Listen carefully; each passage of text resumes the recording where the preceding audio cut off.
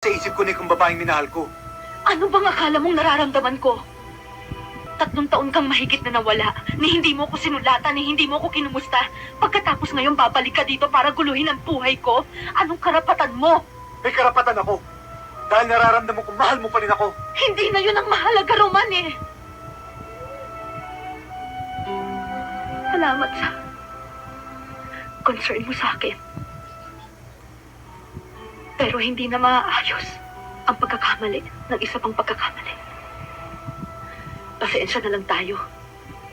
Hindi tayo dinalaga. Sa bawat desisyong ginawa natin, marami na rin tayong pinagpalit. Sandra, masaya ka ba? Be honest with me. Masaya ka ba sa piling ni Olan? Hindi ko na iniisip yon. Ano bang kaligayahan? Nasa utak lang. At ang kaligayahan, napakabilis. Kung minsan, mas kinugusto mo pang pag nang maramdaman ito, nang wala ka ng asahan.